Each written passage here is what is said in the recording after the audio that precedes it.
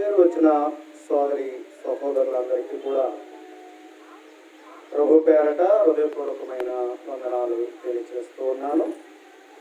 ఈ సమయంలో దేవుని ఒక వాక్యాన్ని శ్రద్ధ కలిగి మనము విందాం.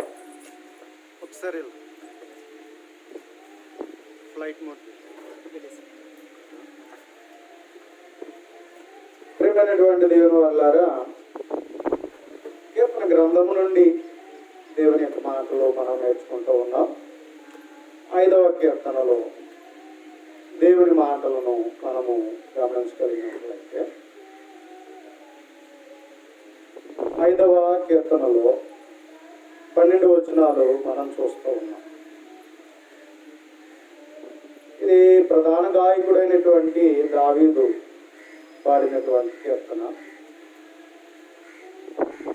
కీర్తనను మనం చూసినప్పుడు దేవునిని ఆశ్రయించిన వారు దేవునికి విరోధముగా నడిచిన వారు అని 2 భాగాలుగా మనము ఆలోచన చేయవచ్చు. దేవునిని ఆశ్రయించిన వారు, దేవునికి విరోధముగా నడుచుకునేటువంటి వారు. ఈ రీతిగా కీర్తనను దావీదు మాట్లాడుతూ ఉన్నాడు. కాబట్టి మనం చూసినట్లయితే మొదటి వచనం నుండి, యెహోవా నా మాటలు చెవిని పెట్టుము, నా ధ్యానం మీద లక్ష్యముంచుము, రాజా నా దేవా నా ఆర్తధ్వని ఆలకించుము, నిన్నే ప్రార్థించుచున్నాను. యెహోవా ఉదయమున నా కంఠస్వరం నీకు వినబడును, ఉదయమున నా ప్రార్థన నీ సన్నిధిని సిద్ధము చేసి కాచియుందును అంటున్నాడు. కనుక ఈ కీర్తనకారుడు దేవునికి మనవ చేయొచ్చు అన్నాడు. అంటే దేవుని యాచిస్తున్నాడు, లేకపోతే మరొక విజ్ఞాపన చేస్తున్నాడు అనేటువంటిది మనము గమనించవచ్చు. కాబట్టి అందుకని ఏమంటున్నాడంటే, దేవా నా మాటలు చెవిని పెట్టుము, నా ధ్యానం మీద లక్ష్యమించు. నేను ప్రార్థిస్తున్నప్పుడు, నీ మాటలను ధ్యానించినప్పుడు లక్ష్యముంచుము అని దేవుణ్ణి అడుగుతున్నటువంటి రీతిని మనము గమనిస్తున్నాం. ప్రార్థన అనేటువంటిది అప్లికేషన్. దేవుని ఎదుటికి వచ్చి దేవునిని మనం అడుగుతున్నాం. దేవుని ఎదుటికి వచ్చి డిమాండ్ చేయకూడదు. దేవుణ్ణి మనం వేడుకోవాలి, మొర్ర పెట్టుకోవాలి, దేవుణ్ణి బ్రతిమలాడుకోవాలి. దేవుని సన్నిధిలో మనం ఎప్పుడు కూడా గర్వముగా నడుచుకోకూడదు, అహంకారులుగా నడుచుకోకూడదు. దేవుని సన్నిధిని మనం ఎప్పుడు కూడా వినయ మనస్సు కలిగిన వారిగా ఉండాలి, తగ్గింపు కలిగిన వారిగా ఉండాలి. దేవుడు ఇష్టపడేది అదే, దేవుడు కోరుకునేది అదే.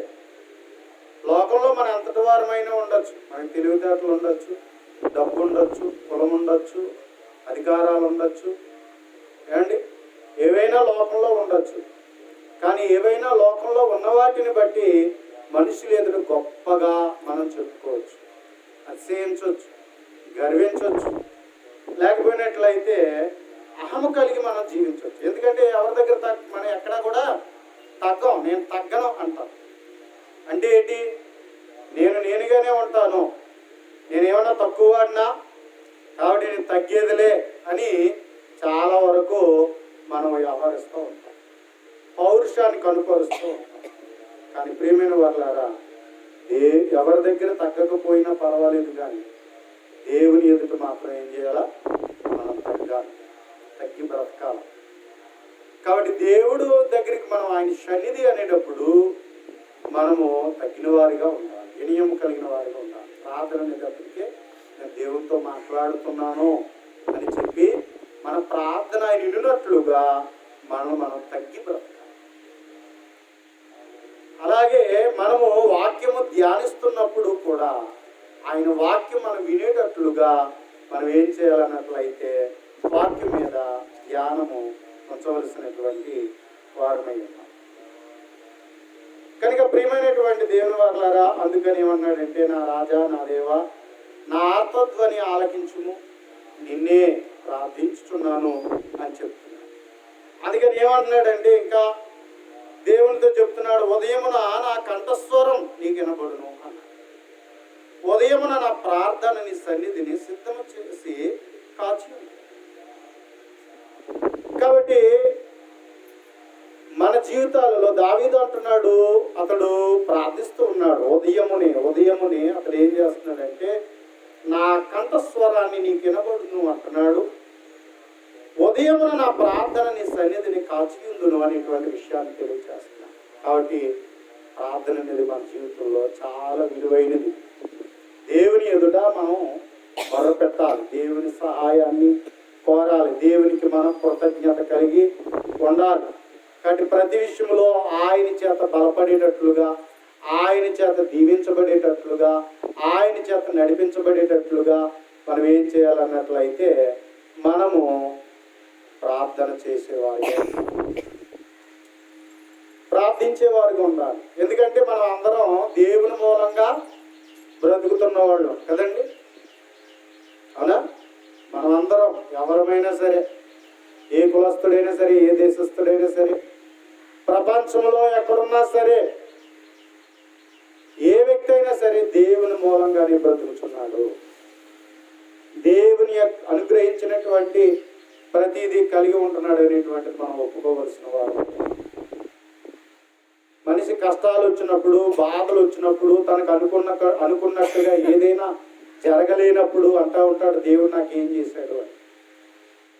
కానీ ప్రియమైన వారులారా, దేవుడు మన జీవితంలో ఏమీ చేయలేదంటాం అవివేకం, అది మూర్ఖత్వం. దేవుడు ఏమీ చేయలేదంటాం అవివేకం, మూర్ఖత్వం, బుద్ధిహీనత. ఆలోచన చేస్తే ప్రియమైన వాళ్ళ ప్రతి మనిషికి దేవుడు మేలు చేస్తూనే ఉన్నాడు. దేవుని మూలంగానే ఈరోజు ప్రతి ఒక్కరం బ్రతుకుచున్నాం. కాబట్టి దేవుడు నాకేమీ చేయలేదు అనడం పొరపాటు, అతి తెలివి తక్కువగా మాట్లాడడం. కాబట్టి ప్రియమైనటువంటి దేవుని వల్ల ఎప్పుడు మన నోటంటే ఆ మాట రాకూడదు. కాబట్టి మనందరి జీవితాలలో దేవుడు మేలు చేసేవాడే. కాబట్టి అందుకని మనకు ఏదో మనం అనుకున్నట్టుగా జరగలేదని, దేవుడు నేను అన్నది చేయలేదని మనం ఎప్పుడు కూడా దేవుని అపార్థం చేసుకునే వారిగా ఉండడానికి ఏమాత్రం కూడా వీలు లేదు. అందుకని ప్రతి విషయంలో దేవునికి మనము ప్రార్థన చేయాలి, ఆయన నమ్ముకోవాలి. మనము ప్రతి ఉదయమున దేవునికి మనవి చేసుకోవాలి, ఎక్కువనే లేచి ప్రార్థన జీవితాన్ని అలవాటు చేసుకోవాలి, ప్రార్థన చేయాలి, మొరపెట్టాలి, మనం ప్రార్థించాలి, మన పిల్లలు ప్రార్థించే వారిగా నేర్పించాలి, ప్రార్థన జీవితాన్ని అలవర్చుకోవాలి. దేవునికి ఉదయమునే లేచి మనం కృతజ్ఞతతో మన దేవుని యొక్క సన్నిధానంలో ఆయన సన్నిధిగా వెళ్ళి ఆయనకి మనం మొరపెట్టుకోవాలి. కాబట్టి దావీదు అంటూ ఉన్నాడు, ఉదయమున నా ప్రార్థనని సన్నిధిని సిద్ధం చేసి కాచియుండును అనేటువంటి విషయాన్ని తెలియజేస్తూ ఉన్నాడు. ప్రియమైన వారులారా, 4, 5 వచనాలు, 6 వచనాలు మనం చూసినట్లయితే ఇక్కడ మనకి ఎవరు కనిపిస్తున్నారంటే, ఇక్కడ దేవునికి నచ్చని వారు అని చెప్పచ్చు, లేక దేవునికి విరుద్ధమైన నడవడికను కలిగిన వారు అనేటువంటి విషయాన్ని మనము మాట్లాడవచ్చు.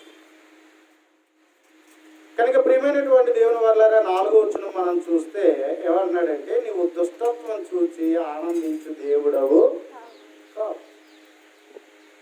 దేవుడు పరిశుద్ధుడు, పరిశుద్ధమైన స్థలములలో నివసింపదగిన వాడు. ఇది ఎప్పుడు మనం గుర్తుపెట్టుకోవాల్సిన విషయం. దేవుడు పరిశుద్ధుడు, దేవుడు పరిశుద్ధమైన స్థలములలో నివసింపదగిన వాడు. కాబట్టి అందుకని ఆయన దుష్టత్వాన్ని ఏమాత్రం కూడా ఆనందించేటువంటి దేవుడు కాదు. కనుక ప్రియమైన వాళ్ళ దుష్టత్వం అనేటువంటిది ఆయన అస్సలు చూచి ఆనందించే దేవుడు కాదట. అంటే దుష్టత్వం ఉంటే ఆయన బాధపడతాడు, దుఃఖపడతాడు అనే విషయాన్ని గుర్తుపెట్టాలి. గ్రంథం మనం చూసినప్పుడు 18వ అధ్యాయంలో యెహెజ్కేలు గ్రంథము 18వ అధ్యాయం మనం చూసినట్లయితే ఈ రీతిగా దేవుని వాక్యము మనం గమనించగలుగుతాం. 21వ వచనం, 18వ అధ్యాయము 21వ వచనం మనం చూస్తే, అయితే దుష్టుడు తాను చేసిన పాపములన్నిటిని విడిచి నా కట్టడలను అనుసరించి నీతిని అనుసరించి న్యాయం జరిగించిన ఎడల అతడు మరణమునందడు, అవశ్యంగా అతడు బ్రతుకును అని చెప్తాడు. దుష్టుడు తను చేసినటువంటి పాపాలను విడిచిపెట్టాలి, మారు మనసు పొందాలి, దేవుని కట్టడలను అనుసరించి నీతిని అనుసరించేవాడిగా, న్యాయం జరిగించేవాడిగా మానవుడు ఉండాలని, అలాగే ఆయన పిల్లలుగా మనం ఉండాలనేటువంటి దేవుడు కోరుతున్నాడు. దుష్టత్వాన్ని విడిస్తేనే దేవుడు సంతోషించేవాడు. అటు వారిని దేవుడు మరణం నుండి తప్పిస్తాడని, అవశ్యంగా అతడు బ్రతుకుతాడనే విషయాన్ని చెప్పబడుచున్నది. 22వ వచనంలో మనం చూసినప్పుడు, అతడు చేసిన అపరాధములలో ఒకటియు జ్ఞాపకములోనికి రాదు, అతని నీతిని బట్టి అతడు బ్రతుకు. దుష్టులు మరణమునందుడి చేత నాకేమాత్రమైన సంతోషం కలుగునా, వారు తమ ప్రవర్తన దిద్దుకొని బ్రతుకుటే నాకు సంతోషం, ఇదే ప్రభువగు యెహోవా. అయితే నీతిపరుడు తన నీతిని విడిచి పాపము చేసి దుష్టులు చేయు ఏ క్రియలన్నిటి ప్రకారం జరిగించిన ఎడలా అతడు బ్రతుకునా, అతడు చేసిన నీతి కార్యములు ఏమాత్రమునో జ్ఞాపకములోనికి రావు, అతడి విశ్వాసఘాతకుడై చేసిన పాపమును బట్టి మరణము నొందురు అని చెప్తున్నాడు. కాబట్టి దుష్టులు చేయు ఏ క్రియలన్నిటినీ జరిగించినట్లయితే అతడు బ్రతుకుతాడా? అతడు చేసిన నీతి కార్యములు ఏమాత్రం కూడా ఏమి రావట? జ్ఞాపకంలోనికి రావట. ఒకనాడు నీతిమంతుడిగా జీవించవచ్చు, నీతి కార్యాలు చేయవచ్చు, కానీ ఒకవేళ దుష్టత్వం అనేది తన బ్రతుకులో ఉంటే దేవుడు అటు వారిని చూచేవాడు. కాబట్టి ప్రియమైనటువంటి దేవుని వల్ల, అందుకని దేవుడు దుష్టత్వాన్ని అంగీకరించడం లేదు. దుష్టు నుండి వచ్చేటువంటి ఆలోచన కానీ వాని క్రియలను కానీ మనం చేయడానికి దేవుడు ఏమాత్రం కూడా ఇష్టపడటం లేదు. అంచేత ప్రియమైనటువంటి దేవుని వారలారా, దేవుని గ్రంథంలో 5వ కీర్తనలో చెప్పబడుతున్న విషయం ఏంటంటే, నీవు దుష్టత్వమును చూచి ఆనందించు దేవుడవు కావు అని చెప్తున్నాడు. కాబట్టి దుష్టత్వాన్ని చూసి దేవుడు ఏం చేయడట? ఆనందించేటువంటి వాడు కావు. ఏమంటున్నాడు? చెడుతనమునకు నీ వద్ద చోటు లేదు అంటున్నాడు. చెడుతనానికి నీ వద్ద ఏమి లేదు, చోటు లేదు. కాబట్టి ప్రియమైన వారులారా, చెడు అనేటువంటి దేవుడు ఇష్టపడడు, చెడును ఆయన అంగీకరించేవాడు కాదు. అంచేత చెడుతనమునకు నీ వద్ద ఏమి లేదు అంటున్నాడు, చోటు లేదు. కాబట్టి మన జీవితంలో ఒకవేళ ఏదైనా చెడుతనం అనేది ఉందనుకోండి,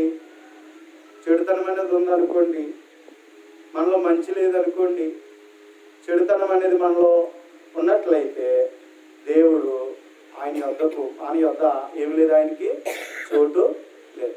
మన మనస్సులో చెడుతనం ఉందనుకోండి, మన హృదయాల్లో చెడుతనం ఉందనుకోండి, దేవుడట మన యొద్దకు ఏమి లేదు, ఆయనకు చోటు లేదు. అందుకని చెడుతనము నీ యొద్ద చోటు లేదు అని చెప్తున్నాడు. దుష్టత్వాన్ని చూసి ఆనందించేటువంటి దేవుడు కాదు ఆయన. అలాగే చెడుతనానికి దేవుని యొద్ద ఏమి లేదట, చోటు లేదు.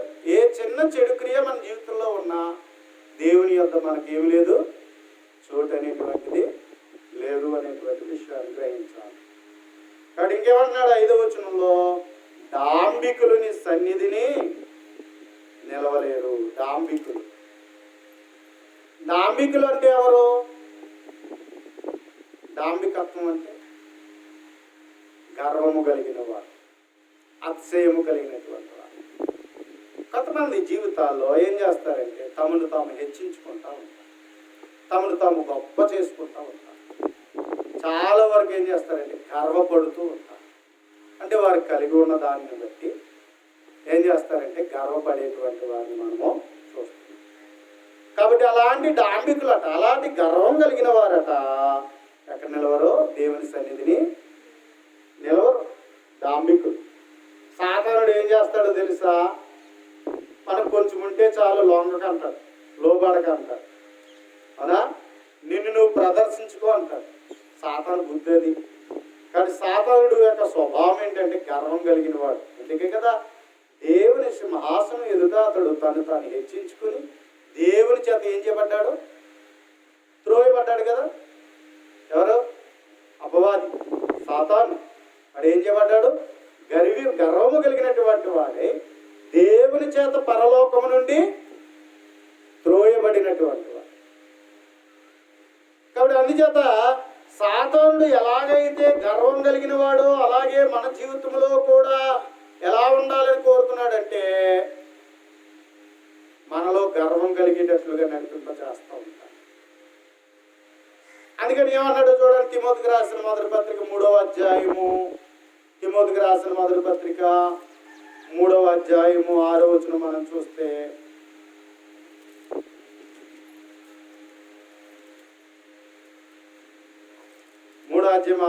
అతడు గర్వాంధుడై అపవాదికి కలిగిన శిక్షావిధికి లోబడకున్నట్లు క్రొత్తగా చేరిన వాడై ఉండకూడదు అన్నాడు. గర్వాంధులు ఎవరి సంబంధులు? దుష్టుని సంబంధులు కదా, అపవాది సంబంధులు. వాడు కూడా ఏం చేయబడ్డాడట? గర్వాంధుడై శిక్షావిధికి లోబడ్డాడట. ఎవరు? సాతానుడు. ఏమండి? వీడు ఏం చేయబడ్డాడట? గర్వాంధుడై అతడు ఏం చేయబడ్డాడు అంటే శిక్షా విధికు లోబడినటువంటి వాడిగా ఉన్నటువంటి రీతిని మనకి గ్రంథము చెప్పబడుచు ఉన్నది. కాబట్టి యోధా రాసిన పత్రికలో 6వ వచనం మనం చూసినప్పుడు, యోధా రాసిన పత్రిక 6వ వచనం చూస్తే, మరియు తన ప్రధానత్వమును నిలుపుకొనక తమ నివాస స్థలమును విడిచిన దేవదూతలను మహాదినమున జరుగు తీర్పు వరకు కటిక చీకటిలో నిత్యపాసములు బంధించి భద్రము చేశాను అంటున్నారు. ప్రధానత్వాన్ని నిలుపుకొనక తమ నివాస స్థలమును విడిచిన దేవదూతలు. దేవుడు ఒక ప్రధానత్వాన్ని ఇస్తే దాన్ని చూసుకుని పొంగిపోయి గర్వాంధులై వారేం చేయబడ్డారట? దేవుని సన్నిధి నుండి త్రోయబడినటువంటి వారు, నిలవబడలేనటువంటి వారు అనేటువంటి విషయాన్ని మనకి చెప్పబడుచు ఉన్నది. కాబట్టి అపవాది ఎవరై అంటే గర్వాంధుడు. వాడు ఎప్పుడు ఎవరికి లోబడ్డా? దేవునికి లోబడడు. దేవునికి లోబడ్డా వాడు దేవుని వాక్యాన్ని చెప్తాడు. సాధారణ ఏం చేస్తాడు? దేవుని వాక్యాన్ని ఏం చేస్తాడు? చెప్తాడు. ఏదైనా తోటలో దేవుని మాటని చెప్పి మోసం చేస్తాడు. యేసుక్రీస్తు ప్రభు శోధింపబడిన సమయంలో కూడా ఏం చెప్పాడు? దేవుని మాటని, రాయబడినటువంటి దేవుని మాటని ఎత్తి చూపి ఇలా ఉంది కదా, నీవు దూకే దేవదూతలు వచ్చి పట్టుకుంటారన్న యేసు ప్రభుని. కనుక వాడికి వాక్యం తెలుసు, కానీ వాక్యం తెలుసు కానీ వాడు ఏం చేయడు? లోబడడు. వాక్యం తెలుసు కానీ సాతానుడు ఏం చేయడు? లోబడడు. కనుక ప్రియమైనటువంటి దేవుని వాడు, ఎందుకంటే వాడికి గర్విష్ఠుడు. గర్వం కలిగిన వారు ఏం చేయరు? అప్పుడప్పుడు అంటారు, అంత తాళపోగలరా బాబు, వీడు ఎవరి మాట వినడం, ఎవరిని లెక్క చేయడు, వీడు మొండితనం వీడిదే అంటూ ఉంటారు కదా. అలాంటి బుద్ధి ఎవరిదే? మొట్టమొదటి గర్వంతుడు ఎవరో? సాతానుడు. ఏమండి? సాతానుడు. కాబట్టి వాడు తను తాను హెచ్చించుకున్నటువంటి వాడు, దేవుని కన్నా తను తాను హెచ్చించుకున్నటువంటి వాడు. అంచేత గర్వాంధుడై వాడు త్రోయబడ్డాడు. కాబట్టి డాంబికులుగా ఉన్నటువంటి ఎవరు? సాతానుడు. వాటితో బట్టి ఎంతమందినట? 3వ వంతులు లాగేశాడట. ఎక్కడా? పరలోకంలో ఉన్నటువంటి దేవదూతలలో 3వ వంతును వాడు గర్వించి లేనిపోని గర్వపు మాటలు చెప్పి వాళ్ళని మోసం చేశాడు. మోసపోయినటువంటి వారు 3వ వంతు దేవదూతలు పరలోకం నుండి త్రోయబడ్డారు వాడితో పాటు కూడా. ఏమండి? కాబట్టి ప్రియమైన వారులారా, అంటే వాడు ఏం చేస్తాడు? వాడు లోబడ్డా నిన్ను నన్ను కూడా లోబడకుండా మోసం చేసేటువంటి వాడి పని ఏంటో తెలుసా? దేవునికి మనము లోబడకూడదు. దేవుని దగ్గర మనము తగ్గకూడదు. అసలు దేవుని మాట అంటానికి కానీ, దేవుని పేరు ఎత్తడానికి కానీ దేవుని సన్నిధికి వెళ్ళడానికి అనేవాడు ఒప్పుకోడు, ఒప్పించడు అసలు. అలా ఎవరైనా మొండితనంగా ఉన్న వాళ్ళందరూ ఎవరు వెళ్ళటోళ్ళట? దుష్టుని సంబంధులు. సత్యాన్ని ఒప్పుకోక, నీతిని ఒప్పుకోక, న్యాయం ఒప్పుకోక, దేవుని చిత్తం ఏదో ఉందో అది గ్రహించలేని వారందరూ కూడా సాతాను లాంటోళ్ళే. అవునా? వాళ్ళు అనుకున్నదే పట్టెట్టు కూర్చున్నారు కానీ దేవుని చిత్తానికి లోపడుతున్నారా? వాళ్ళు అనుకున్నదే పట్టెట్టు కూర్చున్నారు. మేము ఇలాగే చేస్తాము, మమ్మల్ని ఇలాగే దీవించు, మమ్మల్ని ఇలాగే పరలోకం తీసుకెళ్ళనేటువంటి వాళ్ళని చూస్తున్నాం కదా. వాళ్ళందరూ ఎవరో దేవుని చిత్తానికి లోబడేవారు కాదు. వారి ఇష్టమే కానీ ఎవరి ఇష్టం చేయరు? దేవుని ఇష్టం చేయరు. వీళ్ళందరూ కూడా ఎలాంటి వాళ్ళు? డాంబికులు. ఈ డాంబికులు ఎవరయ్యా అన్నట్లయితే దేవుని విరోధులు. కాబట్టి దావీదు అంటున్నాడు, డాంబికులు నీ సన్నిధిని ఏం చేయరట? నిలవరు. ఒకవేళ నిన్ను నన్ను కూడా అలా చేస్తున్నాడేమో జాగ్రత్త. సాతానుడు చాలా కుయుక్తి కలిగిన వాడు. సులువుగా చిక్కులు పెట్టేటువంటి పాపమును మనలో కల్పించేటువంటి వాడు. చాలా సులభంగా లాగేస్తాడండి మనల్ని. అవునా? మనకు తెలియకుండానే పాపంలోకి వెళ్ళిపోతాం. నేను బాగానే ఉన్నాను అనుకుంటాం కానీ నెమ్మదిగా మనం కళ్ళు తెరిచి చూసేటప్పటికి మనకు ఒక్కోసారి కళ్ళు కూడా తెరం, గుడ్డితనం వచ్చేస్తుంది. ఎందుకంటే మనం చేసేటువంటిది మనల్ని సంతోషపరుస్తూ మనల్ని మోసం చేస్తూ ఉంటాం. చాలా మంది మారు మనసు పొందినటువంటి వాళ్ళని చూస్తూ ఉంటాం. పాపం దగ్గర ఒప్పుకోలు చేయలేనటువంటి వారిని చూస్తూ ఉంటాం. కొంతమంది చాలా మంది నేను చేసింది రైటే అంటాడు, కానీ అది తప్పని, దేవుని ఎదుట అది తప్పని, దాని ప్రకారం నేను ఉంటే నేను నాశనం అయిపోతాననే సంగతి ఎరిగినటువంటి వాడిగా, మొండివాడిగా మనిషి మారిపోయే రీతిని మనం చూస్తున్నాం. పాపము ఒక మనిషి జీవితాన్ని మోసం చేస్తుంది, నాశనానికి నడిపిస్తుంది, అది గర్వానికి నడిపిస్తుంది. పాపము మనం చాలా మోసం చేస్తుంది. నీ ఆలోచన దేవుని ఎదుట సరి చేసుకోలేకపోతే నీవు దాన్ని సమర్థించుకుంటావు. నువ్వు చేసే క్రియ దేవుని ఎదుట నువ్వు సరి చేసుకోలేకపోతే నువ్వు మొండితనం కలిగిన వారిగా మారిపోతావు. సాతానుడు మనల్ని అలా చేస్తాడు. అందుకని మన జీవితంలో ఎప్పుడు కూడా వాక్యం చదవాలి. Daily everyday. ఎందుకు చదవాలి తెలుసా? వాక్యం చదువుతున్నప్పుడు మన ఆలోచన ఏంటో, మన బ్రతుకులు ఏంటో, మన స్థితులు ఏంటో వాక్యం దగ్గర సరి చేసుకునే వాళ్ళం. వాక్యం మనల్ని ఒప్పింపచేస్తుంది. అందుకే ప్రతిరోజు వాక్యం చదవాలి, ప్రార్థన చెయ్యాలి. అలా చెయ్యని వాళ్ళు ఎలా మారిపోతారో తెలుసా అండి? ఎలా మారిపోతారు? మొండితనంగా మారిపోతారు. అవునా? మొండితనంగా మారిపోతారు. ఎందుకంటే సులువుగా చిక్కులు పెట్టే జస్ట్ మనకు తెలియదు. టీవీ దగ్గర కూర్చుంటాం, అనేకమైన ఆలోచనలు వస్తూ ఉంటాయి. అవునా? టీవీ దగ్గర కూర్చుంటాం, సరదా కాలక్షేపం కూర్చుంటాం. ఏమొస్తాయి? దేవునికి అనుకూలము కాని ఆలోచనలు మనలో వస్తుంటాయి సీరియల్స్లోంచి కదా. టీవీ మనలో అలాగే చేస్తూ ఉంటుంది.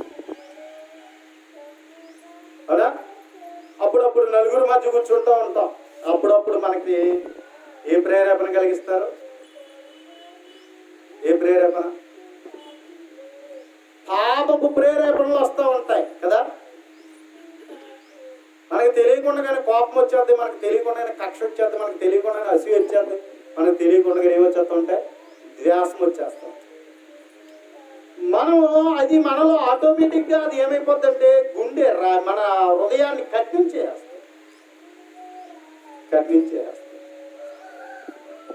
వాక్యము చదువుతున్నప్పుడు ఆ వాక్యం మనలో ఉన్న ఎందుకు ఇలా ఆలోచింపజేస్తాం, నీ ఆలోచన తప్పుడుది, నువ్వు చేస్తున్న పని తప్పిది అని వాక్యం మనల్ని ఏం చేస్తుంది? ఖండిస్తుంది, బుద్ధి చెప్తుంది, గర్తిస్తుంది. ఆ వాక్యాన్ని మనం చోటించినట్లయితే మన జీవితం సరవుతుంది. లేదా మన జీవితంలో సమర్థించుకుంటే మనల్ని ఏ స్థితిలోకి వెళ్ళిపోతాం? డాంబికులుగా మారిపోతాం, గర్వం కలిగిన వారిగా మారిపోతాం. నెమ్మదిగా మనలో ఏం తగ్గిపోతాయి? విశ్వాసం తగ్గిపోతాయి, భక్తి తగ్గిపోతాయి, అన్ని మాత్రం. అక్కడి నుంచి ఎవరైనా అమ్మాయి ఎందుకు దేవుడి సన్నిధికి రావట్లేదని అనుకోండి, అక్కడి నుంచి వాళ్ళ సీరియస్నెస్ చూడాలా, ఎలా చెప్తారో. అవునా? ఉండి వాళ్ళు ఏమైపోతున్నారు, నెమ్మదిగా లోకంలోకి వెళ్ళిపోతారు. వాళ్ళ కొంచెం వాళ్ళు కదిపితే చాలు సీరియస్ అయిపోతారు. ఏంటి నువ్వు చెప్తున్నావు, ఇప్పుడు రావాలంటావా అనేటువంటి రీతిలో వాళ్ళ కారణాలు వాళ్ళు చెప్పుకుంటూ ఉంటారు. కానీ రీజనబుల్గా అయ్యో నేను దేవుని సన్నిధికి దూరం అయిపోతున్నాను, దేవునికి దూరం అయిపోతున్నాను, ప్రార్థన జీవితం లేదు, ఆత్మీయ జీవితం లేదు, ఇలాగైతే నేను నాశనం అయిపోతాను అనేటువంటి జ్ఞానం వారికి రాదు. ఏదైనా గట్టిగాడు కనుకో, ఏంటి గట్టిగా అడుగుతున్నాడమ్మా, వస్తామే అనేటువంటి వాళ్ళు ఉంటారు కదా. అవునా? ఇలా మొండిగా వరిస్తూ ఉంటారు. పాపం మనల్ని, మనం చేసే నిర్లక్ష్యత, మనకుండే అశ్రద్ధ, మనకుండే అవిశ్వాసం మనల్ని ఎలా మార్చేస్తుంది? మొండోలుగా మార్చేది. ఎవరు మార్చేస్తున్నాడు? ఎవరు మార్చేస్తున్నారు? సాతాను మార్చేస్తున్నాడు.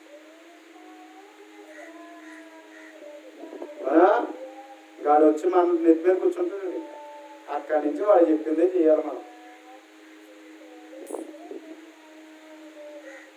కాబట్టి అందుకని మనం చాలా జాగ్రత్తగా ఉండాలి. దేవుని సన్నిధిలో డాంబికులు గట్ట చోటు లేదు. అందుకని మరో మాట మనం చూస్తే యెషయా గ్రంథం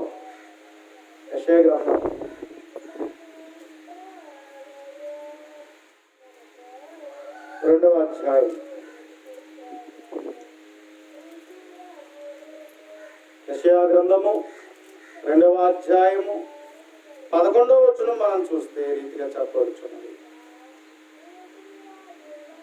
11, 12 వచనాలు చూద్దాం. నరుల అహంకార దృష్టి తగ్గింపబడతదట, మనుష్యుల గర్వము అణగద్రొక్కబడును. ఆ దినమున యెహోవా మాత్రమే ఘనత వహించును. అహంకారత్యము గల ప్రతి దానికి, ఔన్నత్యము గల ప్రతి దానికి విమర్శించు దినం ఒకటి సైన్యములకు అధిపతికి యెహోవా నియమించి ఉన్నాడు. ఏమండి, దేవుడు తీర్పు తీర్చబోతున్నాడు. సాతానుడు కూడా ఒకరోజు ఏముంది, తీర్పు దినం ఉంది. వాడికి ఆల్రెడీ తీర్పు తీర్చేసాడు. వాడు ఎక్కడ ఉంటాడు? వానికి వాని దూతలకు ఎక్కడ ఏం నియమించాడు? నరకమును నియమించాడు కదా. అవునా? ఎంత గర్వంగా లెక్కలేని తనంతా వాడు చేస్తున్న పనులన్నిటినీ దేవుడు సహిస్తున్నాడు. ఒకరోజు తీసుకెళ్ళి ఎక్కడ పడేస్తాడో? నిత్య నరకంలో పడేస్తాడు. వాడి దూతలను కూడా తీసుకువెళ్ళి నిత్య నరకంలో పడేస్తాడు. అలాగే సాతానుకు చోటిచ్చి సాతాను సంబంధులుగా బ్రతుకుతున్న వాళ్ళు ఎవరైతే ఉన్నారో వారందరూ కూడా, అంటే దేవునికి లోబడిన అహంకారం, దేవునికి లోబడినటువంటి గర్విష్ఠులుగా ఎవరైతే ఉన్నారో వారందరినీ దేవుడు ఒకరోజు ఏం చేస్తాడట? అణిచివేస్తాడు. ఎందుకంటే గర్వము నాశనానికి నడిపిస్తుంది. కనుక ప్రియమైన వాళ్ళారా, వినయము గలవారు ఏం చేయబడతారట? వినయం ఉంటే దీవెనలు ఉంటాయి, ఆశీర్వాదం ఉంటుంది, దేవుడు అతను హెచ్చిస్తాడు. గర్వం ఉంటే దేవుడు, అహంకారం ఏం చేస్తాడు? దేవుడు ఎదిరిస్తాడట.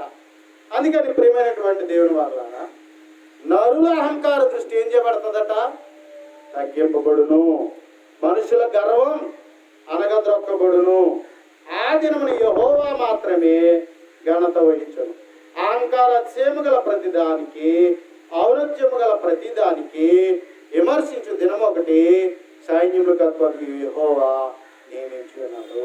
ఒక్కరోజు ఎవరమైనా డాంబికులుగా వ్యవహరిస్తే ఒకరోజు దేవుడు మనల్ని ఏం చేస్తాడు?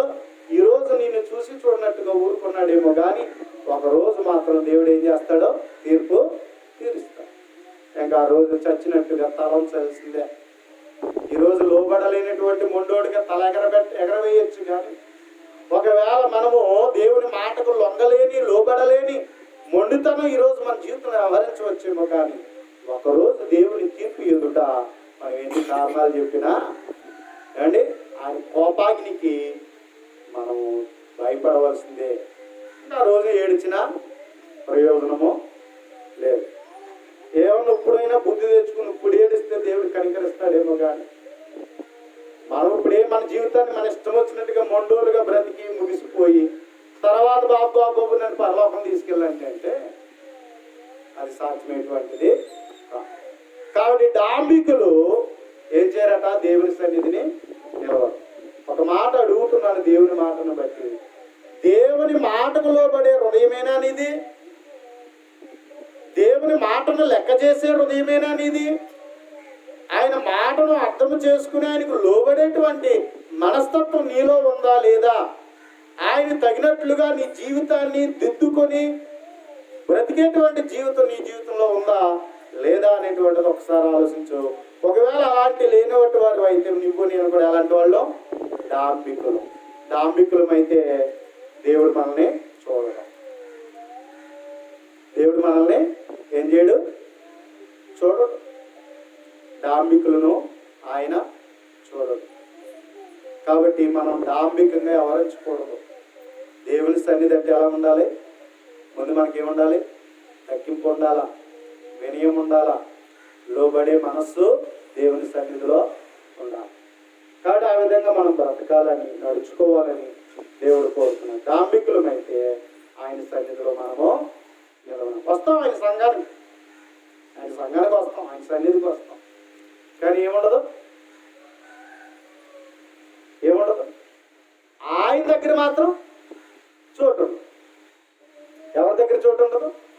దేవుని దగ్గర చోటు ఉండదు. కాబట్టి డాంబికులు నీ సన్నిధిని నిలవలేరు అని చెప్తున్నారు. ఇంకేమంటున్నాడు? పాపము చేయవారందరూ నీకు అసత్యులు. పాపము చేయవారందరూ దేవునికి ఏమిటట? ఏమయ్యారు? అసత్యం. ఏంటి పాపం? పాపం అంటే ఏంటి? పాపము అనే దానికి పదానికి అర్థం ఏంటంటే హద్దు మీరుట, అతిక్రమించుట, లేకపోతే గురి తప్పుట. హద్దు మీరుట, అతిక్రమించుట, గురి తప్పుట అని ఒరిజినల్ మీనింగ్ అన్నమాట. పాపము అనే దానికి దాని మూల పదాన్ని యొక్క అర్థాన్ని తీసుకుంటే హద్దు మీరడం, అతిక్రమించడం, గురి తప్పడం. మనము ఎక్కువగా బాణాలు వేసే వాళ్ళని, తుపాకులు పేల్చే వాళ్ళని చూస్తాం. క్రీడాకారులు కదా, మీరు ఎప్పుడన్నా చూసారా? ఎదర ఒక కేంద్ర బిందువు పెడతారు, ఒక బోర్డు పెడతారు, మధ్యలో డాట్ ఉంటుంది, కేంద్ర బిందువు ఉంటుంది. తర్వాత అక్కడి నుంచి నల్లగా ఉన్నటువంటి, లేకపోతే ఎర్రగా ఉండేటువంటి, లేకపోతే పచ్చగా ఉన్నట్టు ఏదో కలరబుల్గా ఉన్న డాట్ పెడతారు.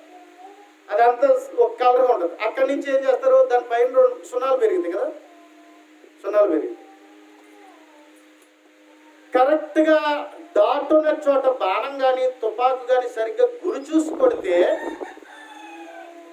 10 పాయింట్స్ వస్తాయి. 10 పాయింట్స్ వస్తాయి.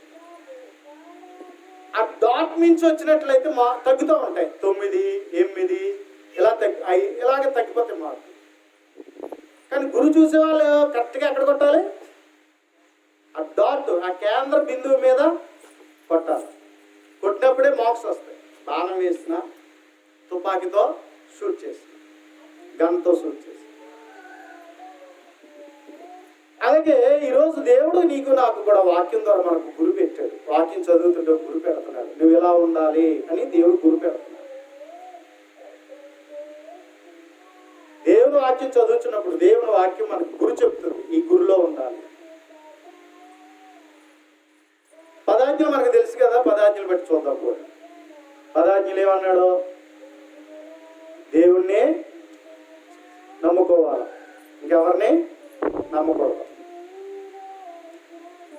ఏది దేవుడు అనబడునో దానిని మనం ఏం చేయాలా? నమ్మాల. దేవుడు కాని దానిని మనం ఏం చేయకూడదు? నమ్మకూడదు. కాబట్టి దేవుణ్ణి ఆరాధించాలి. దేవునికి ఏమి లేదు? రూపము లేదు. ఎందుకంటే దేవుడు ఎవరు? ఆత్మస్వరూపి. ఆత్మస్వరూపి అయినటువంటి దేవునికి ఏమి లేదు? రూపం లేదు. కానీ మన వాళ్ళు రూపాలు పెడుతున్నారు చర్చిల్లో. ఏం పెడుతున్నారు? సిలువ పెడుతున్నారు. కొంతమంది ఏమో మరి అమ్మ బొమ్మ పెడుతున్నారు, యేసు ప్రభు ఫోటో పెడుతున్నారు. కొంతమంది పారు బొమ్మలు పెడుతున్నారు. ఏమండి, మరి ఇవేమన్నా దేవుడు ప్రతిరూపాలా? దేవుడు అలా చేసి పూజించమన్నాడా? దేవునికి ఏమి లేదు, రూపము లేదు. యేసు ప్రభు ఫోటోలు కల్పించేశారు. అందుకే ఓ ఫోటోకి డిఫరెన్స్ ఉంటాయి. ఫోటోకి ఎప్పుడు పూజించొద్దు, సిలువకు పూజించొద్దు. చాలా మంది సిలువ దగ్గరికి వెళ్ళి, సిలువ బొమ్మల దగ్గరికి వెళ్ళి మోకాళ్ళు వేసి ప్రార్థన చేసే వాళ్ళని చూస్తున్నాం. కొంతమంది మరియమ్మ గారిని పూజించే వాళ్ళని చూస్తున్నాం. బైబిల్ చెప్పలేదు ఇది. బైబిల్లో అలా చేయమని చెప్పలే. ఇది మానవ కల్పితం.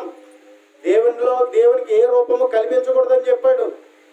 కాబట్టి దేవునికంటూ ఏ రూపము లేదు. దేవుడు ఆత్మస్వరూపి. కాబట్టి ఆయనగా ఆరాధించాలి తప్ప మరి ఏ రూపముతోనూ ఆయన పోల్చకూడదు. లోకంలో ఉన్న వాటిని దేనితో పోల్చకూడదు. ఆకాశం ఉన్న వాటితో దేనితో పోల్చకూడదు. నీటిలో ఉన్న వాటితో దేనితో పోల్చకూడదు. కాబట్టి దేనితో పోల్చకూడదు. ఎందుకంటే దేవుడు ఎవరితోనూ ఏ ఒక్కరితోనూ దేనితోనూ మనము పోల్చజాలం. అందుకని దేవుడు ఆత్మస్వరూపి కనుక ఆయన ఆత్మతోనూ సత్యముతోనూ ఆరాధించాలి. అంతే. దేవుని ఎలా ఆరాధించాలి? ఆత్మతోనూ సత్యముతోనూ ఆరాధించాలి. కాబట్టి దేవునికి ఏ రూపము లేదు. కాబట్టి దేవునికి రూపకల్పనలు చేయకూడదు. కాబట్టి ఒకవేళ ఎవరైనా యేసు ఫోటో చూసి ముద్దు పెడుతున్నారు, ఫ్లయింగ్ కిసెస్ ఇస్తున్నారేమో చూసుకోండి. సిలువను చూసి ఇలా గుండ్ల మీద పెట్టుకుంటున్నారేమో. ఏమండి, కొంతమంది చర్చిల దగ్గరికి చర్చి కనబడితే చాలు ఇలా దండం పెట్టుకుంటుంటారు. చర్చి కూడా దేవునికి పరలోకమందు దేవునికి పుణ్యస్థలం అంటూ ఏదీ లేదు. దేవునికి భూమి మీద దేవునికంటూ ఏమి లేదు, పుణ్యస్థలాలు లేవు. దేవుడు ఎందుకంటే హస్తకృతములైన ఆలయాలలో దేవుడు నివసింపడని దేవుని గ్రంథం చెప్తుంది. దేవుడు ఎక్కడ నివసింపడు? హస్తకృతం అంటే మనుషుల చేతులతో కట్టబడిన ఆలయాలలో దేవుడు నివసింపడు. అందుకని దేవుని ఆలయాన్ని మొక్కకూడదు. కొంతమంది చూస్తూ ఉంటారు, ఎక్కుతున్నప్పుడు మెట్లు ఎక్కుతున్నప్పుడు ముద్దెట్టుకుంటూ ఉంటారు. అక్కడే దండం పెట్టుకుని లోపలికి వస్తూ ఉంటారు. కొంతమందికి ఉన్న అలవాటు అండి, నేను చూస్తున్నాను కాబట్టి చెప్తున్నాను. దేవుడు మనతో ఉంటాడు. ఎక్కడిద్దరు ముగ్గురు నా నామన కూడి ఉందరో వారి మధ్యన ఉంటారన్నాడు. దేవుడు మనతో ఉండేటువంటి వాడు. కాబట్టి ఒకవేళ మనం దేవునికి ఏదైనా రూపం కల్పించినా ఏదైనా అలా చేస్తే దేవుడు చెప్పినట్టుగా మనం చేయట్లేదు. కాబట్టి ఆజ్ఞాతిక్రమమే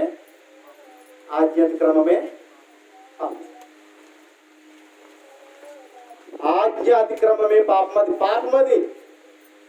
అలాగే దేవుణ్ణి ఎలాగ ఆరాధించాలో అలాగే ఆరాధించాలి. అలా ఆరాధించకపోయినా పాపమే.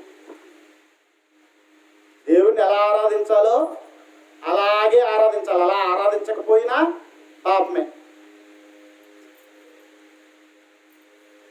నేను చెప్పట్లేదు, దేవుడు వాక్యం చెప్తున్నాను. ఒకసారి చూద్దామా?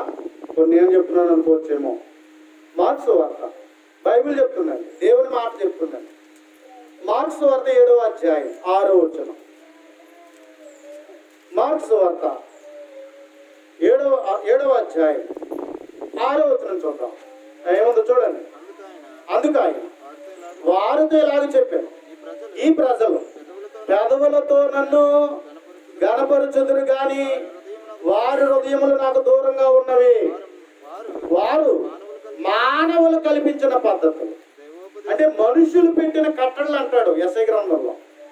మనుషులు పెట్టిన కట్టడలు, మానవ కల్పించిన పద్ధతులని ఇక్కడ అంటాడు. అక్కడ యెషయా గ్రంథంలో 28వ అధ్యాయంలో చూస్తేనేమో అక్కడ ఏమంటాడంటే మానవులు కల్పించిన మానవ పద్ధతులు అంటారు, మానవ పెట్టిన కట్టడలు అంటారు.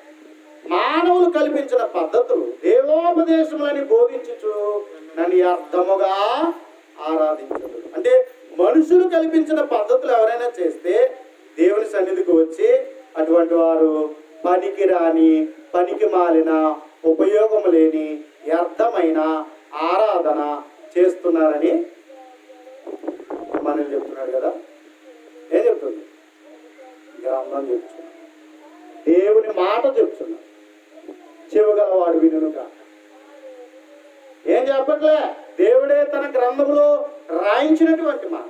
ఇంకేమన్నాడు? వాళ్ళు ఎవరన్నాడు? వేషధారులు అన్నాడు. వాళ్ళు ఎవరట? వేషధారులైన మిమ్మల్ని గురించి యెషయా ప్రవచించినది సరి అన్నాడు. 8వ వచనం, మీరు దేవుని ఆజ్ఞను విడిచిపెట్టి, దేవుడు ఏం చెప్పాడో పక్కన పెట్టేసి, దేవుని గ్రంథంలో ఏ రాయించాడో పక్కన పెట్టేసి, విడిచిపెట్టి మనుషుల పారంపర్యాచారములను గైకొంటున్నారు. ఏం చేస్తున్నారు మీరు? దేవుడు చెప్పింది పక్కన పెట్టేశారు, మనుషులు చెప్పిన దాన్ని మీరు ఏం చేస్తున్నారు? గైకొంటున్నారు, అలా చేస్తున్నారు అని చెప్తూ ఇప్పుడు 9వ వచనంలో ఏమన్నాడో చూడండి. మరియు ఆయన మీ పారంపర్యాచారం, ఎవరో ఏదో పెట్టారని, ఏదో చేశారని మనుషులు పెట్టినటువంటి దానిని బైబిల్ చెప్పలేదు, దేవుడు చెప్పలేదు, దేవుడు రాయించలేదు. కానీ మీరు మీ పారంపర్యాచారం గైకొనుటకు దేవుని ఆజ్ఞను బొత్తిగా నిరాకరించుదురు అన్నారు. ఏం చేస్తున్నారట? బొత్తిగా, అసలు కొంచెం కూడా ఏమన్నారు? కొంచెం అన్నా చేస్తున్నాం కదా, ఇలాగైనా చేస్తున్నాం కదా అని అనుకుంటుంది లోకం. కానీ దేవుడు అంటున్నాడు బొత్తిగా నిరాకరించు. అంటే దేవుని వాటిని ఏం చేస్తున్నారట? బొత్తిగా ఏం చేస్తున్నారు? చెయ్యట్లేదు, బొత్తిగా పాటించడము లేదు. దేన్ని చేయడానికి? మనుషులు పెట్టిన ఆచారాన్ని చేయడం. కాబట్టి అందుకని దేవునిగా ఆరాధించకపోయినా అది పాపమే. దేవునిగా ఆరాధించకపోయినా అది పాపమే. రెండవది, దేవునిని ఏ రూపంతో కూడా పోల్చకూడదు. అలా పోల్చి ఆరాధన చేసిన అది కూడా పాపమే. అది మరియమ్మను పూజించిన, సిలువను పూజించిన, యేసుప్రభు ఫోటో పూజించిన, చర్చిలు పూజించిన, అలా చేసినా ఏంటది? దేవుడు చెప్పలేదు కాబట్టి అలా చేసిన పాపం. ఎందుకంటే ఆజ్ఞాతిక్రమమే పాపం. ఆ తర్వాత మనం చూసినట్లయితే ఇంకేమన్నాడు? 10 ఆజ్ఞల్లో ఎక్కడున్నాయి? 10 ఆజ్ఞలు గుర్తున్నాయా? నిర్గమకాండము 20వ అధ్యాయం. బైబిల్లో 2 చోట్ల ఉంటాయండి 10 ఆజ్ఞలు స్పష్టంగా. ఎక్కడ? నిర్గమకాండం 20వ అధ్యాయం, ద్వితీయోపదేశ కాండము 5వ అధ్యాయం. ఓకే, తర్వాత 3వదిగా చూసినట్లయితే ఏం చెప్పుకొచ్చాడు? 7వ వచనం, నీ దేవుడైన యెహోవా నామమును ఏం చేయకూడదట? వ్యర్థముగా ఉచ్చరింపకూడదు. యెహోవా తన నామముని వ్యర్థముగా ఉచ్చరింపచ్చు అని నిర్దోషిగా ఎంచడు. దేవుని నామం పవిత్రమైన నామం, మన ఇష్టం వచ్చినట్లుగా ఉచ్చరించకూడదు. దేవుని నామం పరిశుద్ధమైన నామం, దాన్ని మన ఇష్టం వచ్చినట్లుగా ఉచ్చరించకూడదు, పలకకూడదు. చాలా జాగ్రత్తగా మనం వాడాలి. అంతేగాని కొంతమంది అబద్ధాలు ఆడుతూ నమ్మించడానికి ఎవరి పేరు వాడతారండి? ఎవరి పేరు వాడతారు? దేవుని పేరు వాడతారు. ఒట్టు అంటారు చాలా మట్టుకు, దేవుని పేరట ఒట్టు చెప్తున్నాను అంటూ ఉంటారు. ఏంటో ప్రజలు అబద్ధం ఆడుతూ కూడా మోసం చేస్తూ ఉంటారు. దేవుని నామాన్ని ఎలా ఉచ్చరించకూడదు? వ్యర్థముగా ఉచ్చరించకూడదు. కొంతమంది దేవుని పేరట దీపాలు ఆరిపెత్తారట. దేవుని గుడిలో దీపం వెలిగించండి ఆరిపెత్తనంటారు. ఎవరు నమ్మించడానికి? మనుషులు నమ్మించడానికి. బైబిల్ ఏం చెప్తుంది? ఒట్టే వేయకూడదని చెప్తుంది. బైబిల్ ఏం చెప్తుంది? ఒట్టి వేయకూడదని. చాలా మంది ఏమన్నారు? బైబిల్ మీద ఒట్టేస్తాను, దేవుని గుడి మీద ఒట్టేస్తాను, దేవుని గుడిలో ఒట్టేస్తాను, దేవుని పేరట ఒట్టేస్తాను అని అంటూ ఉంటారు. అండి బైబిల్ ఏం చెప్తుందో తెలుసా? ఒట్టే వేయొద్దు. జ్ఞానం ఉందా? ఏం మాట్లాడుతున్నావు, ఆయన నామాన్ని ఎలా ఉచ్చరిస్తున్నావు అనేది. ఒకవేళ అలా చేస్తే దేవుడట ఏం చేయడట? నిర్దోషిగా ఎంచడు. అలా చేయడం కూడా పాపమే. దేవుని నామం ఎంత పవిత్రమో అలాగ మనం ఉచ్చరించకపోతే, అలాగ ఆ పేరిట మనం చెయ్యకపోతే దేవుని నామాన్ని ఏం చేసిన వాళ్ళు? మనం అవమానపరిచిన వాళ్ళు, వ్యర్థముగా ఉచ్చరించిన వాళ్ళు అవుతాం. అందుకని ఎప్పుడు కూడా చలగాటాలు ఆడకండి. దేవుని పేరట వ్యాసాలు వేయకండి.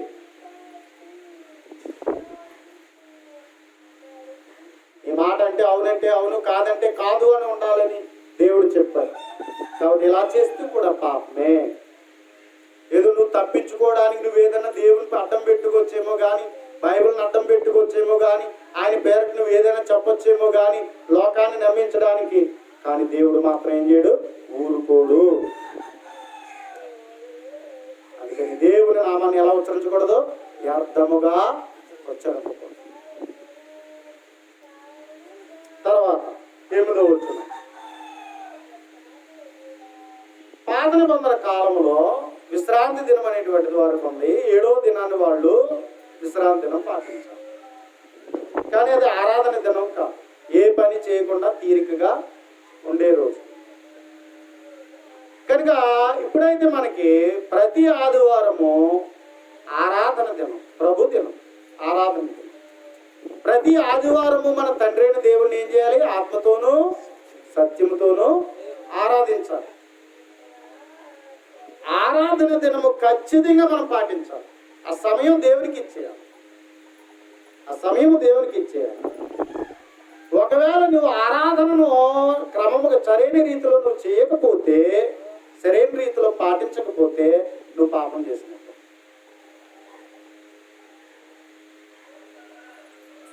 నువ్వు దేవుని సన్నిధికి ఎప్పుడు రావాలి? ప్రారంభ ప్రార్థనకు రావాలి. ఎప్పటి వరకు ఉండాలి? ముగింపు ప్రార్థన వరకు చెయ్యాలి. అలా చేయకపోతే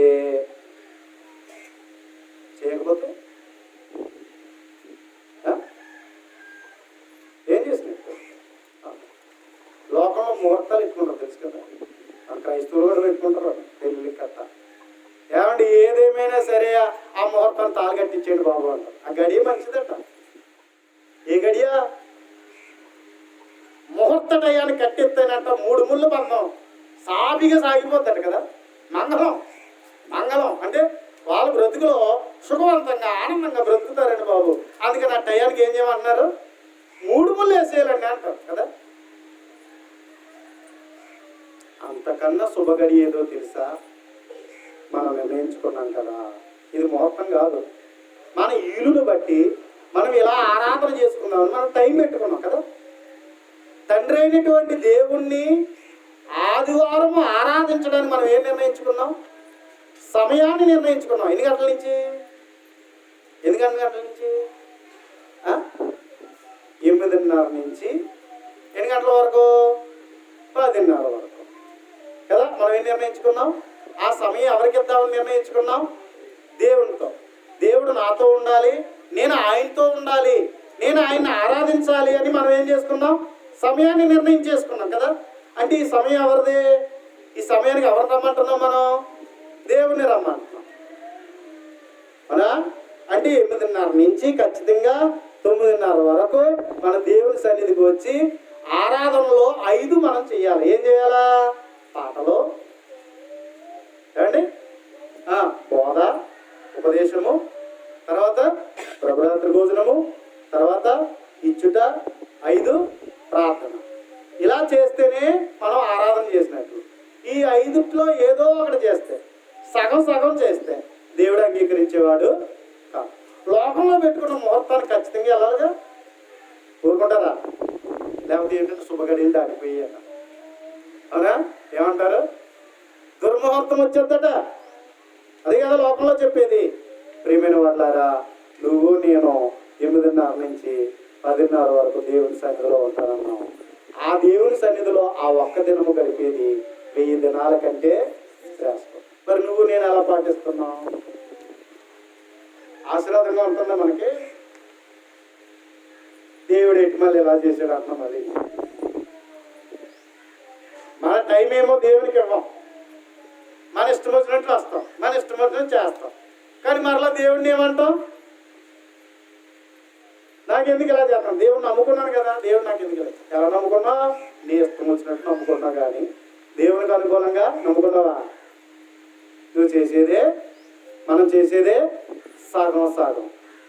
మరి సగం సగం చేసి నన్ను ఎందుకు ఆశీర్వదిస్తలేదంట అడిగితే ఎక్కడ వస్తుందండి? చెప్పండి. మనం చేసేది సగం సగం చేస్తున్నాం. చేసే భక్తి సగం అండి, సగం భక్తి చేసి ఆ సగ జీవితంలోనే ఏం కొట్టేయాలనుకున్నాం? ఏదో స్వామి చెప్తారు కదా, ఎంటికేసేట కొండలాగేస్తారట కదా, అలా చేద్దాం అనుకుంటున్నాం మనం. దేవునికి ఇచ్చేదేమో దేవుని కొరకు మనం చేసే విషయంలో మనం సరైన రీతిలో చేయట్లేదు.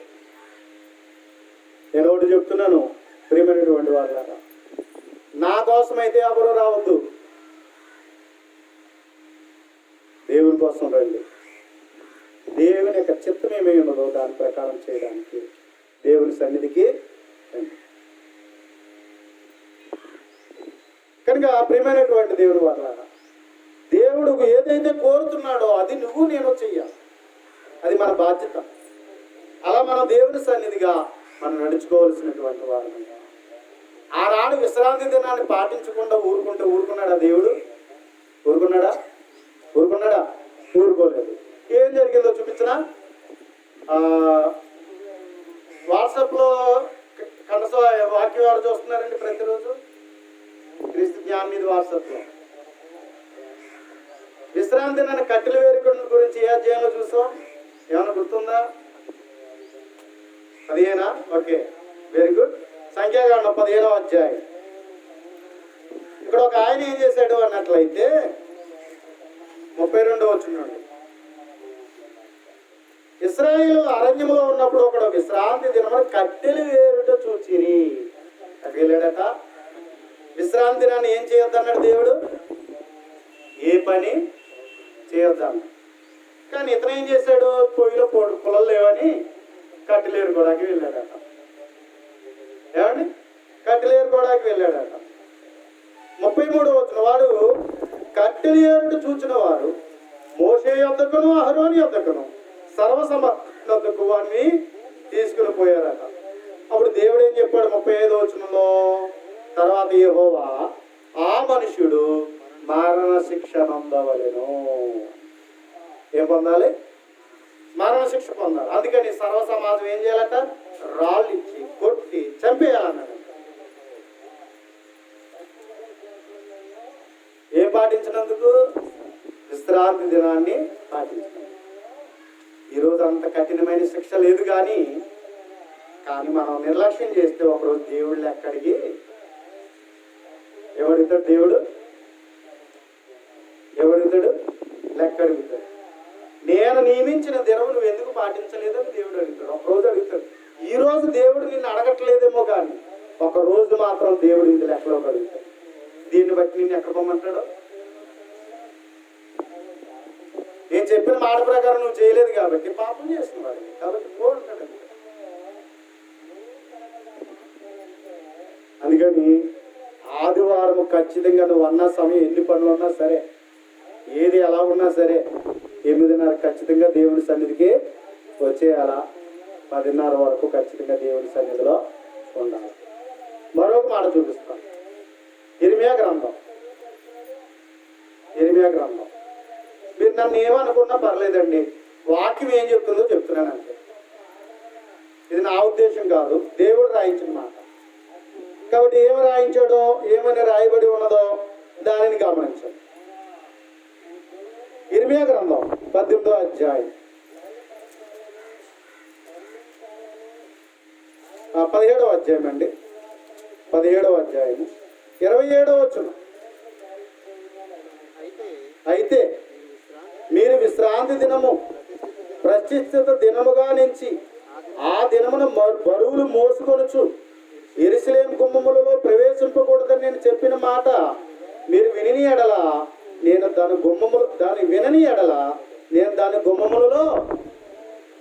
గుమ్మములలో అగ్ని రగుల పెట్టేదను అన్నాడు దేవుడు.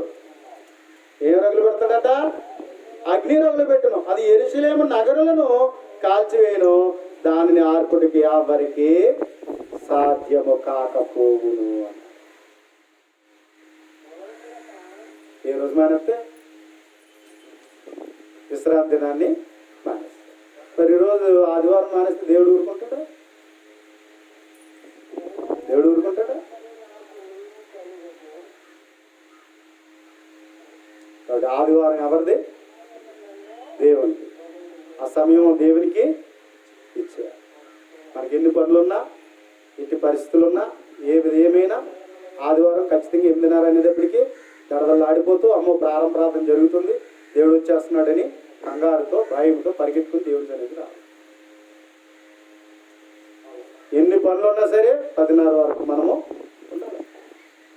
ఆ విధంగా దేవుని సన్నిధిని, దేవుని పరిచయం మనం చేయాలి. ఒకవేళ అలా చేయకపోతే మనం ఏం చేస్తున్నట్లు?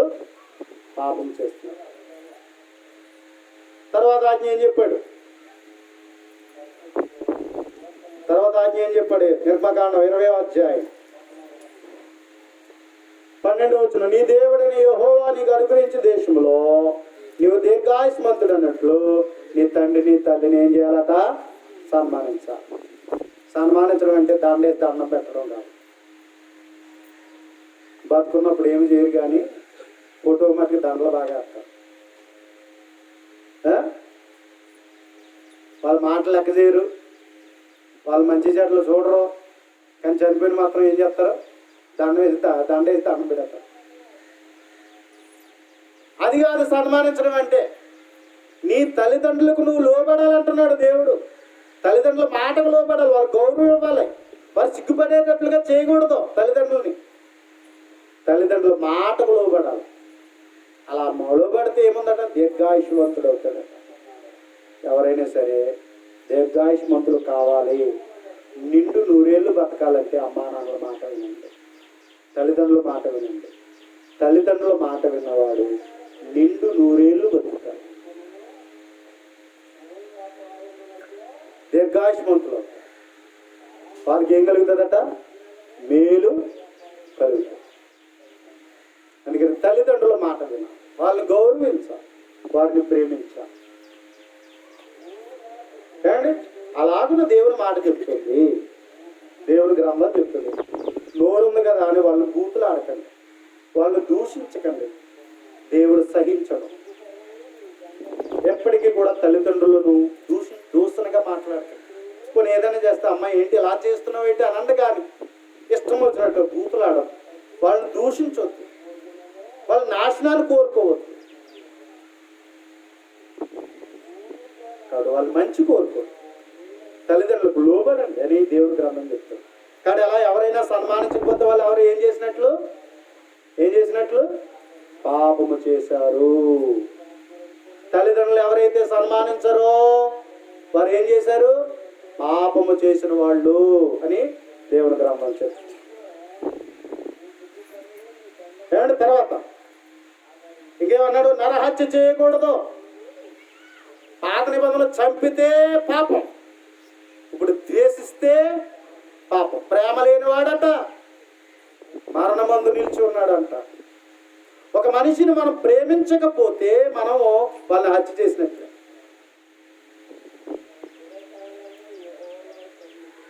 ఒక మనిషిని ద్వేష బుద్ధితో ఎప్పుడైతే చూస్తావో ఆ మనిషిని నువ్వు చంపినట్టు, అంటే నరహత్య చేసినట్లే. అంటే మనం ఏం చేసాం? పాపము చేసాం. కాబట్టి సాధ్యమైనంత వరకు ప్రేమించండి, కానీ ద్వేషించడం మట్టికి అది నరహత్యతో సమానం. అందుకని నీకు మీ మధ్య ఏదైనా కోపతాపాలు ఉంటే సాయంత్రం లోపు ఏమైపోవాలా? సమాధానపడమంటున్నాడు. సమాధానపడాలి. అది మరుసటి రోజుకి వెళ్ళింది, అది పాపం. కోపపడు కానీ పాపము చేయకుడు. అంటే కోపడి కొంతమంది మాట్లాడరు. ఎప్పటి వరకు? బతుకున్నంత వరకు మాట్లాడరండి. అవునా? అలాంటి వాళ్ళు ఎవరాళ్ళు? పాపం చేసిన వాళ్ళు. అలాంటి వాళ్ళు ఎవరు? ఏం చేసిన వాళ్ళు? పాపం చేసిన వాళ్ళు. అందుకని సమాధాన పడితేనే దేవుడు సంతోషపడతాడు, కానీ నీ ముఖం చూడను, నేను జోలికి రాను, నువ్వెవరో నాకు నీకు సంబంధం లేదు అని కోపాలు పెంచుకున్నావు అనుకోండి, ఏం చేస్తున్నట్టట? నరహత్య చేస్తుంది, పాపం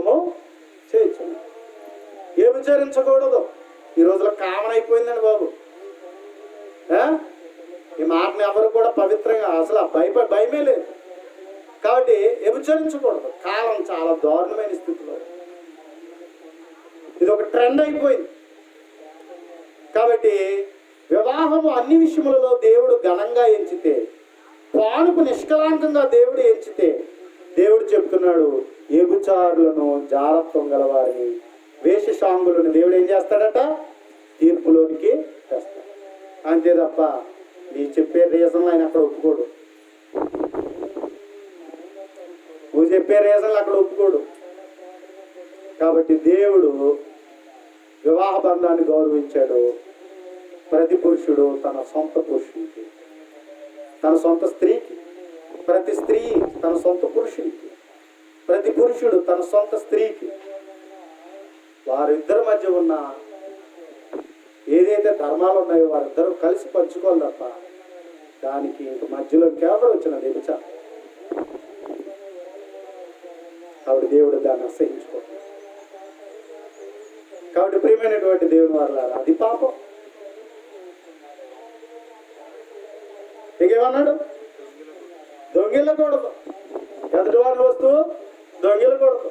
ఈ రోజుల్లో వెరీ కామన్ అయిపోయింది. దొంగిలటం ఎటువంటిది వెరీ కామన్. అఫిషియల్గా దొంగతనాలు జరుగుతున్నాయి కదండి. చాలా మోసాలు, మోసపూరితంగా, అబద్ధపూరితంగా దొంగతనాలు చేస్తున్నారు కదా. అవునా? తీసేసుకుంటాడు. ఎన్ని అబద్ధ మాటలో దొంగతనం కదా, మోసం కదా. ఏమండి? కనుక దొంగిల్లకూడదు, పొరుగువాడిని ఏది కూడా ఆశించకూడదు అనేటువంటి మాట చూస్తున్నాం. కాబట్టి దొంగిల్లకూడదు. నీ పొరుగువాని మీద ఏం పలకూడదు? అబద్ధ సాక్ష్యం పలకూడదు. అబ్బో పొరుగుడు దొరికితే చాలు ఎన్ని మాటలు చెప్తాము. అసూయతో, ద్వేషంతో, కక్షతో, కలహంతో. నీకు ఎవరైనా గిట్టలేదు అనుకోండి, లేనిపోని మాటలు ఎన్ని చెప్తారు. అది పాపం కాదా? ఏమండి? అది పాపం కాదా? అది పొరుగు వాళ్ళ మీద, ఇతరుల మీద మనం ఏం మాట్లాడకూడదు, లేనిపోని మాటలు చెప్పకూడదు. అలా చెప్తే పాపం. ఈ పొరుగు వారి ఇల్లు ఏది కూడా ఆశించకూడదు. ఇల్లు ఆశించకూడదట, భార్యని ఆశించకూడదట, దాసుని, దాసీనైనను, గాడిదనైనను, ఎద్దునైనను, పొరుగు వారిని దేనినైనను, అట్లీస్ట్ చీపురు పుల్లనైనను ఆశించకూడదు. ఇంకంతే. ఇలా చేస్తే ఏం చేసిన వాళ్ళు? పాపం చేసిన వాళ్ళు కదా. కాబట్టి పాపం చేయవారు అందరూ నీకు ఏమన్నాడు? అసఖ్యులు. ఇలా ఒకవేళ మనం ఇలా కలిగి ఉంటే దేవుడు మనల్ని అసహించుకుంటున్నాడు. కానీ అదేంటండి, దేవుడు లోకముని ఎంతో ప్రేమించిన అన్నాడు కదా. నిజమే, ప్రేమిస్తున్నాడు. ఎప్పుడు దేవుని ఎదురుకు వచ్చి ప్రత్యక్షాప పొంది మారు మనసు పొందే స్థితి ఉంటే దేవుడు ఏం చేస్తాడు? క్షమిస్తాడు. ఇంకా అదే బతుకు కంటిన్యూ అయిపోతే దేవుడు ఎలా క్షమిస్తాడు? అండి, ఇంకా అదే బతుకు కంటిన్యూ అయిపోతే, ఇంకా అదే బ్రతుకు కంటిన్యూ అయిపోతే, రోజు రోజుకి మార్పు లేని జీవితం అయిపోతే, ప్రత్యుత్తాపం లేని జీవితం అయిపోతే, మొండోడిగా మారిపోతే దేవుడు ఎలా క్షమిస్తాడండి? అందుకే పాపము చేయవారందరూ నీకు అసహ్యులు, దేవునికి అసహ్యులట. ఇంకేమన్నాడు దావీదు? 5వ కీర్తన 6వ వచనం, అబద్ధమాడు వారిని నీవు నశింపజేయుదువు. దేవుని వాక్యంగా చెప్పలేని వాళ్ళందరూ అబద్ధికులే. దేవుని వాక్యం ఎలాగుందో అలాగ నువ్వు చదవకపోతే, అలా నేర్చుకోకపోతే నువ్వు నేను కూడా అబద్ధికులమే. ఎందుకంటే వాక్యంలో ఏం చేయకూడదు? కలపకూడదు, తీసివేయకూడదు. కలిపేవాడు, తీసేసేవాడు అబద్ధికుడు. కాబట్టి మనం ఒకవేళ అబద్ధపు జీవితాన్ని మనం కలిగి ఉన్నట్లయితే, అబద్ధం ఆడు వారిని దేవుడు ఏం చేస్తాడట? నశింపజేయమంటున్నాడు. ఇంకేమన్నాడు? కపటమును చూసి నరహత్య జరిగించేవారు యెహోవాకు అసహ్యులు. లోపల ఒకటి పెట్టుకుని బయట ఒకటి మాట్లాడే వాళ్ళు ఉంటారు. అలా మాట్లాడే వాళ్ళు అందరూ కపటం. లోపల పెట్టుకుని బయట కొట్టి మాట్లాడేవారు ఎవరట? కపటము కలిగిన వారు. కాబట్టి కపటము చూసి కపటము చూపి నరహత్య జరిగించేవారు యెహోవా కట, దేవుని కట ఏమై ఉన్నారు? అసహ్యం. కాబట్టి అందుకని ఏమన్నాడు 9వ వచనంలో, వారికి ఏమి లేదట, వారి నోట యథార్థత లేదు, వారి అంతరంగము నాశనకరమైన గుంట. ఏటది? ఏది గుంట? ఏం గుంట అన్నాడు? అంతరంగం లోపల ఉండేటువంటిది వాళ్ళ హృదయం అట గొయ్యట. ఏం గుంట? నాశనకరమైన గుంట. అంటే ఎదట వారి నాశనం చెయ్యాలనే గుంట. కాబట్టి వారి నోట యథార్థత లేదు, వారి అంతరంగమందు నాశనకరమైన గుంట, వారు కంఠము తెరిచిన సమాధట. అయ్యబాబోయ్, ఏం మాటలు మాట్లాడాడండి. వారు కంఠము తెరిచిన సమాధి. అంటే ఒక మనిషిని నిలువునా సమాధి చేస్తాడు నాతో. వారి కంఠం తెరిచిన సమాధి. వారు నాలుకతో ఇచ్చకములాడు. ఎక్కడో మాట అక్కడో మాట. వారు నాలుకతో ఇచ్చకము లాడు. దేవా, వారు నీ మీద తిరగబడి ఉన్నారు. వాళ్ళు అన్నవారట, దేవుని మీద తిరగబడిన వారు. వారి అపరాధులుగా తీర్చుము. వారు తమ ఆలోచనలో చిక్కుబడి కూలుదురుగాక. వారు చేసిన అనేక దోషమును బట్టి వారిని వెలివేయము. ఈరోజు మనం అలా ప్రార్థన చేయకూడదు. దావీదైతే అలా చేశాడు. ఇప్పుడు యేసు ప్రభుని బట్టి మనం ఏం చేయాలి? మనం క్షమించాలి. యేసు ప్రభుని బట్టి ఇప్పుడు మనం ఏం చేయాలి? క్షమించాలి. అంటే వారి మనసులు మారాలని, వారి జీవితాలు మారాలని కోరుకోవాలి. అలాంటి వారు ఎవరైనా ఉంటే వారిలో మారు మనసు రావాలని, వారు దేవుని పిల్లలుగా జీవించాలని వారిని మనం ఇప్పుడు కోరుకోవాలి. కానీ దావీదు చేసినట్లుగా ఈరోజు వాళ్ళ నాశనాన్ని మనం కోరుకోకూడదు. ఎందుకంటే యేసుప్రభు అలా చెప్పాలి. కాబట్టి యేసుప్రభుని బట్టి అయితే మనం క్షమించాలి. దావీదు కాలంలో ధర్మశాస్త్రాన్ని బట్టి అలాగే అతను అన్నటువంటి చేసిన ప్రార్థన ఒక న్యాయమే. కానీ ఇప్పుడు క్రొత్త నిబంధనను బట్టి ఇది మనం ఒక నాశనాన్ని ఎప్పుడు కూడా మనం కోరుకోకూడదు. మేలే కోరుకోవాలి, కానీ మేలు చేత కీడును జయించేవారిగా ఉండాలి, సమాధానంగా ఉండాలి. కానీ మనం ఎప్పుడు కూడా ఎదుటి వారి కీడును కోరుకునేవారుగా, నాశనం కోరుకునేవారుగా ఎప్పుడు కూడా ఉండకూడదు. ఒకవేళ చేసి ఉండొచ్చు, మనకి ఎన్ని చేసినా వాళ్ళ క్షేమాన్ని మనం కోరుకోవాలి. వారు మారు మనసు పొందే స్థితినే మనము కోరుకునే వారిగా ఉండాలనేది మనల్ని దేవుని గ్రంథం కోరుతుంది. కాబట్టి దావీదు యొక్క జీవితంలో దేవుని ఎదుట ప్రార్థిస్తున్నాడు. అయితే తను ఈ విషయంలన్నింటిని బట్టి దేవుని కొరకు తను ఒక ప్రత్యేకంగా దేవునిని ఆశ్రయించిన వాడిగా, దేవునిని కలిగిన వాడిగా, దేవుని సన్నిధిలో ఎలా ఉండాలో అలాగ నడిచేవాడిగా తను తాను సిద్ధము చేసుకున్నవాడిగా దావీదు జీవితాన్ని మనము చూస్తాం.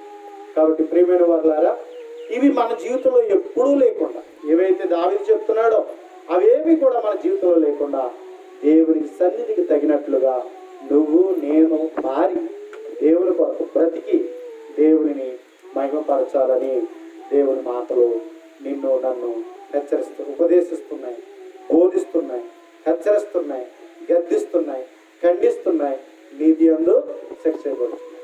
కాబట్టి ఈ మాటలు విన్నటువంటి మన జీవితాలలో అలాగ ప్రతి ఒక్కరు మేలు కోరుకున్నాం, మంచి కోరుకున్నాం, దేవుడి చిత్తానుసారంగా నడుచుకున్నాం. ఒకవేళ నేను ఎవరినైనా మనసును బాధ పెడితే నన్ను క్షమించండి.